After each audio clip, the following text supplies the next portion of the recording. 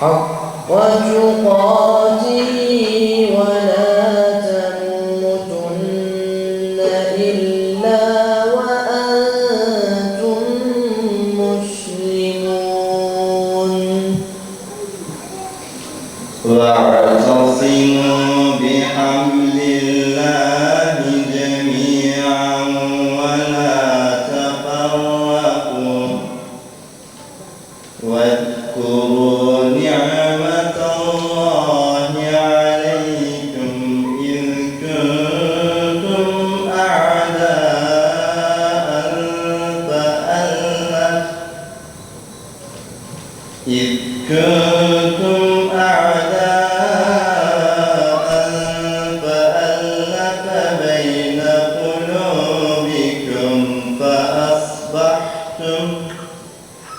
فألف بين قلوبكم فأصبحتم بنعمته إخوانا.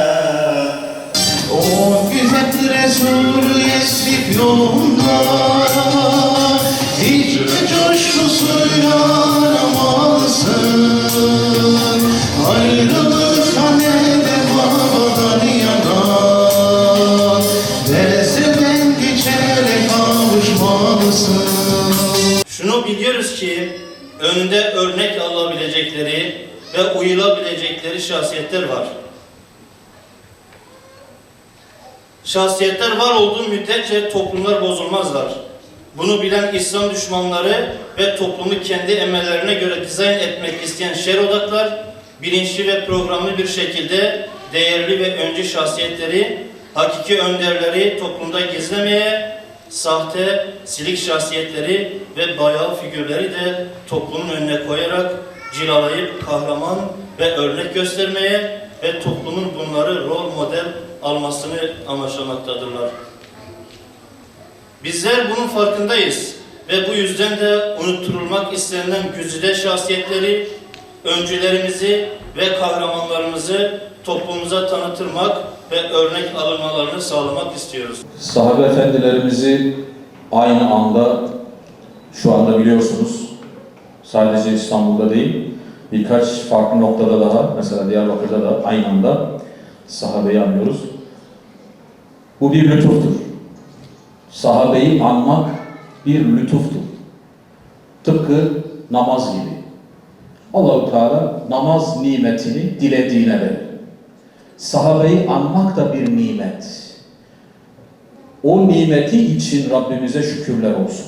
Yani sahabeyi anma nimeti. Yani çok büyük bir nimet. Şimdi bakın, bu ayet-i kerimeyle başlayalım. وَالسَّابِقُونَ الْاَوَّلُونَ مِنَ الْمُهَاجِرِينَ وَالْاَنْصَارِ وَالَّذ۪ينَ اتَّبَعُوهُمْ بِإِحْسَانٍ رَضِيَ اللّٰهُ عَنْهُمْ وَرَضُوا عَنْهُ İlâ. O öne geçenler var ya, ilkler, ilk iman edenler, kimlerden? Muhacirlerden ve ensardan. Ve onlara güzellikle tabi olanlar var ya, işte onlardan diyor, Allah razı olmuştur. Onlar da Allah'tan razı olmuşlardır.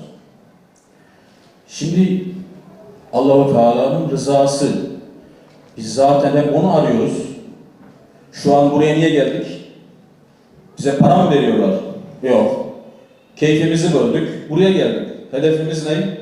Acaba şu amelimizle Allah-u Teala'yı razı edebilir miyiz? Allah-u Teala bize, madem beni razı etmeye çalışacaksınız, sizin yaratılış gayeniz bu, size bir yol söyleyeyim diyor adeta. Hani çok farklı yolları var ama bir yol, kolay bir yol. Nedir o? Ensara ve muhacire, o ilk, o ashaba, Allah hepsinden razı olsun, güzellikle tabi olmak, onları anmak, onları yad etmek, onların yolunda olmak, işte Allah-u Teala'yı razı etmenin kolay bir yolu, pratik bir yolu. Hazreti Ebu Ubeyde ümmetin emini olduğunu sözleriyle değil, halleriyle ispatlamış. Efendimiz Aleyhisselatü Vesselam haşa boş konuşur mu?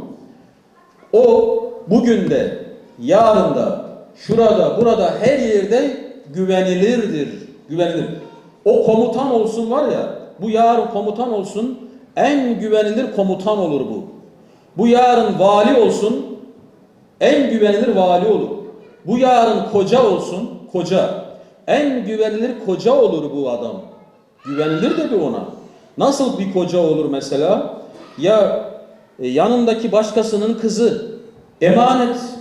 Ki veda hutbesinde öyle söyledi. Siz onları Allah'ın emaneti olarak aldınız dedi. Bu nasıl güvenilir olur? Der ki ya bu Allah'ın emaneti ve saygı bekliyor benden. İlgi bekliyor benden. Sevgi bekliyor. Onu verir. Kadın da aynı şekilde kocasını emanet olarak görür. Allah'ın emaneti olarak görür. Der ki bu benden sükunet bekliyor. Sakinlik bekliyor. Biraz sabır bekliyor. Bu benden ya yerine göre yani itaat bekliyor filan gibi. Kadın da bunları aklına getirir. Saygı bekliyor, hürmet bekliyor mesela. Emin.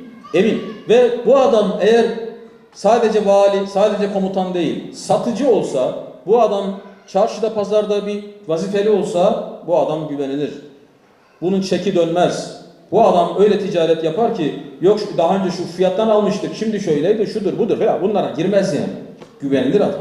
Güvenilir. Tevazusu, zühdü, takvası, güzelliği, Uhud'daki tavrı, öncesi, sonrası. Dedik ya onları çokça konuşmaya ihtiyacımız var, hatırlamaya ihtiyacımız var. Bu geceler bunun için bir numune, bir örnek olur inşallah. Kitaplar yazılıyor, filmler çekiliyor, diziler yayınlanıyor, yarışmalar yapılıyor. Daha fazlasına ihtiyaç var. Ya Rabbel Alemin, şu programı düzenleyen kardeşlerimizden razı ol, onları mukafatlandır.